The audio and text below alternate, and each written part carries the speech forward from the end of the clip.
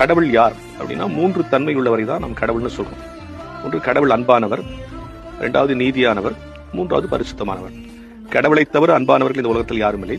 கடவுளை போன்று பரிசுத்தமானவர்களும் இந்த உலகத்தில் யாரும் இல்லை. கடவுள் அளவுக்கு நீதியானவர்களும் இந்த உலகத்தில் யாரும் இல்லை. இந்த தன்மைகள் உள்ள கடவுள் என்னை ஏற்றுக்கொள்ள வேண்டும் என்று சொன்னால், அதாவது அன்பிலே மிகப்பெரிய மனிதராக இருக்கிற கடவுள் அன்பிலே குறைவுள்ள என்னை, நீதியிலே மகத்துவமுள்ள அந்த கடவுள் நீதி இல்லாத என்னை, பரிசுத்தத்திலே சிறந்திருக்கிற அந்த கடவுள் பாவியாக என்னை மீட்க வேண்டும் என்று சொன்னா, இது 3த்தையும் எதையும் ஒன்று காம்ப்ரமைஸ் பண்ணி தானே ஆகணும். இப்ப அவர் அன்பா என்னை ஏத்துக்கிட்டாருன்னு வச்சுங்க, என் தப்பெல்லாம் கட்டுக்கலன்னு அர்த்தம். அப்ப நீதி உள்ளவர் வந்து அடிபட்டு போச்சு. நீதியா என்னை தண்டிக்கிறாருன்னு வச்சுங்க, அப்ப அன்பானவர் வந்து அடிபட்டு போகுது. அப்ப எதையாவது ஒன்று காம்ப்ரமைஸ் பண்ணி தானே அவர் என்னை ஏத்துக்கணும். அதனாலதான் கடவுள் கண்ணின் வயிற்றில் பிறக்கிறார். பரிசுத்தமானவர் வந்து புருவாயிடுச்சா, இந்த சிலுவை பரியந்தம் என் மீது அன்பு செலுத்தினார்.